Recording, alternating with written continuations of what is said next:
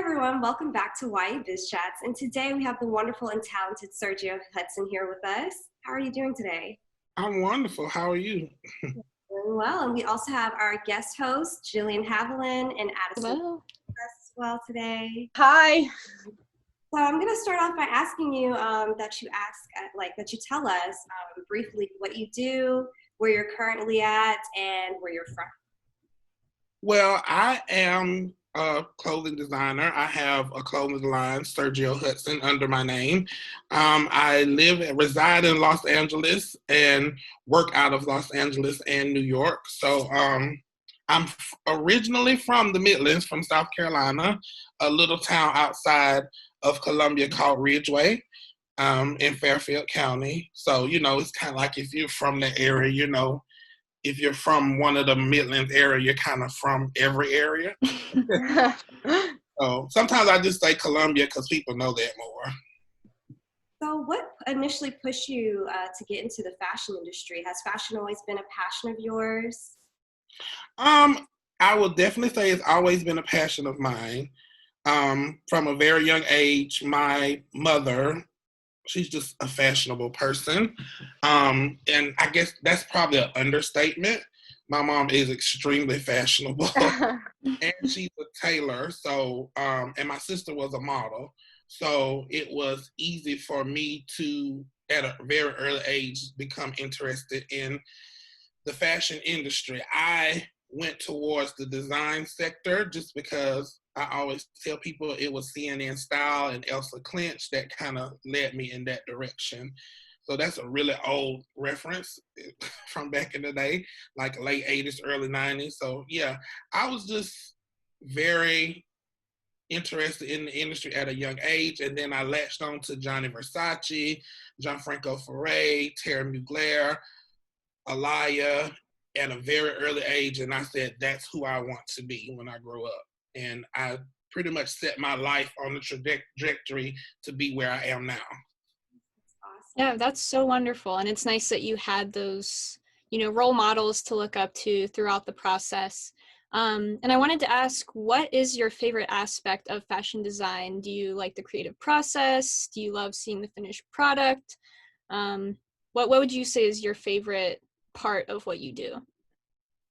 I think the fun part is when me and my co-creative Charles, when we come up with the concept for the collection, most of the time I come up with the starting concept, which would be like what we're going to be inspired by, and then I sit down and talk to him and we start going back and forth with ideas. That's the fun part to me.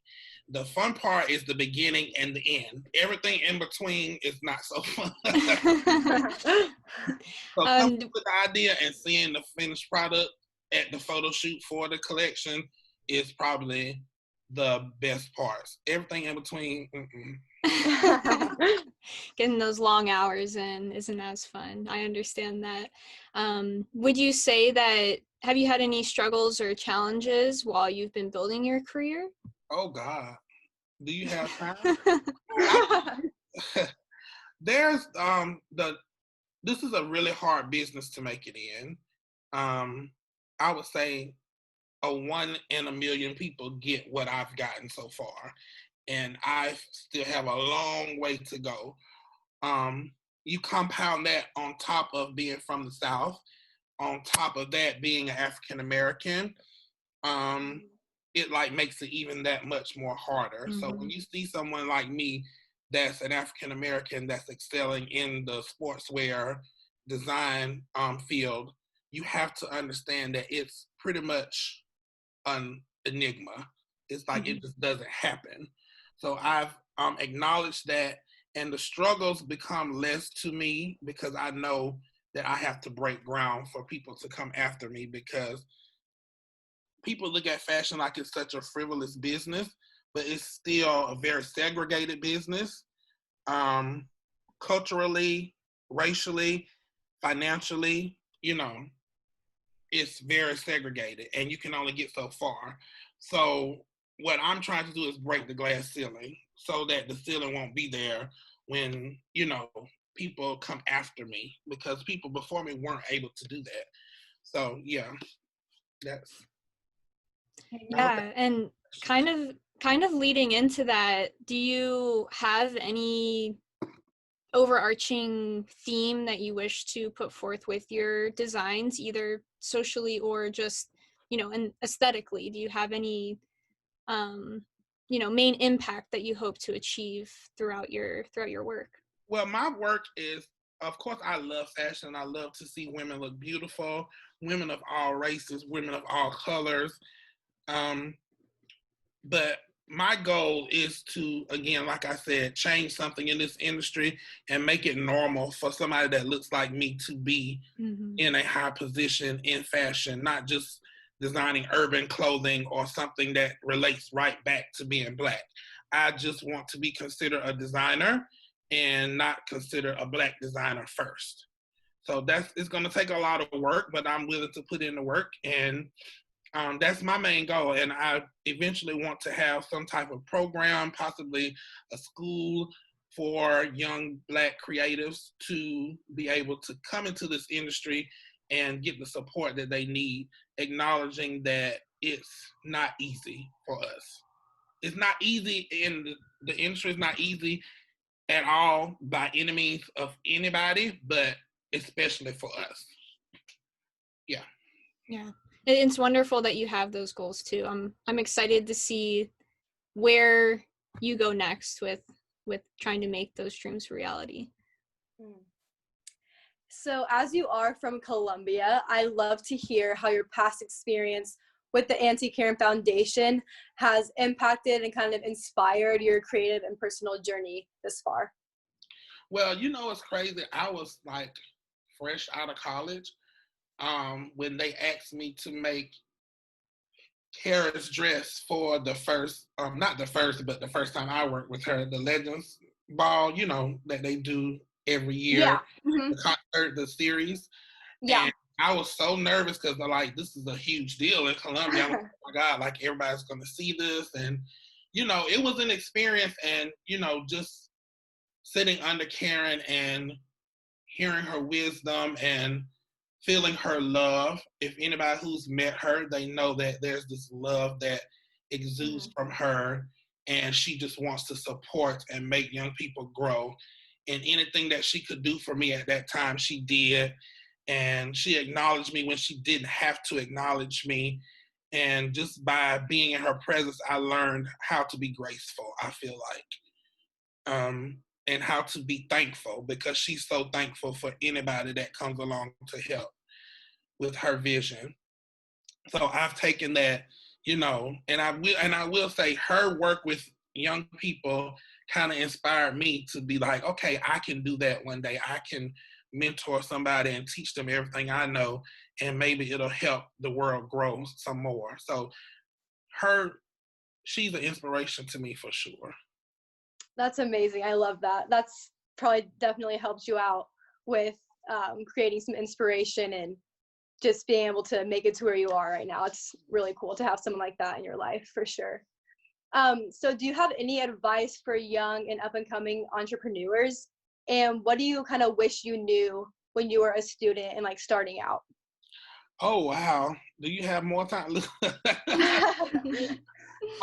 Advice for young entrepreneurs, I would say perfect your craft. Whatever you're doing, make sure you're the best at it. And until you feel like you're the best, you're not the best. So when you feel like, okay, this work is the best that it could be, I can't find any flaw in it, that's when you go out there and you start marketing your business and you tell people, I have the best product. You have to be confident and you have to work hard. It's not easy, not knowing where your next paycheck is coming from. So you have to be willing to, and I would say set your life up to where you don't have to depend on the paycheck. One of the things I did very early on is I set my life up to where if I didn't have money coming in, I could still survive. A lot of times people give up on being entrepreneurs because they start working a job and then they get car payments, they get houses and all of this stuff. And then it's hard for you to step out and to do your own thing. I know that's different advice than what some people give. But I would say when you're at a young age and you want to be an entrepreneur, don't sign on to anything that you can't walk away from. Yeah. Because if you have the option to give up on your dream, you will. Mm-hmm. So set up your life to where you can be an entrepreneur. That's the first thing you have to do. Yeah. And then what was the second part of your question? I got tied up in that first part. Sorry, it's kind of a long one. What do you wish you knew before, or what did you wish you knew when you were a student, like starting out? Like, what would you tell yourself now? I would have made the move to go to Los Angeles a lot earlier, just because I feel like a lot of times especially when you're from the South, it's like this umbilical cord that holds you to the South, and you try to figure out a way to not leave. And of course, some businesses you don't have to leave, but certain businesses, like anything in entertainment, fashion, and that sort of thing, you kind of have to leave. So just cut the umbilical cord, get up and go. I would have done that a lot earlier, and I feel like my career would be a lot further along now if I had done that. But again, I say follow your gut and your first thought. That's normally God and Him telling you what to do. Yeah. And it's hard for me as a thinker to go with that all the time, but I'm learning now that you have to go with your first mind, because every time I haven't, it's been a catastrophe. So for my closing question, Sergio, I want to ask you, what's next for Sergio Hudson? What can we look forward to seeing from you in the coming days? Well, right now we are actually working on a home collection, and it will be starting to roll out in August. We're going to release it in increments, and we have a loungewear collection that will be at a more accessible price point that we'll be launching as well, because everybody's doing Zoom meetings like this right here, and they're all looking for things that they can wear around the house that's comfortable, but they're still chic for you to be on camera. So that's what I'm working on right now. I'm really excited. And yeah, that's what we're working on. And hope everybody will come out and support. It'll be launched on my website and possibly some other retail platforms, but that's still to come. Oh, that sounds wonderful. I look forward to it. Hopefully I can get me a little lounge set to wear my Zoom. Yes, you have to. I'm so excited about that. So thank you so much for coming and doing this interview with us. Thank you for having me. And are you present on all social media platforms? I am. I'm not on that. What's the new thing? TikTok. I'm not on that.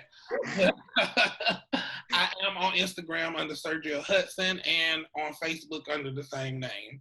So yes, reach out, follow me. I post in stories a lot on Instagram.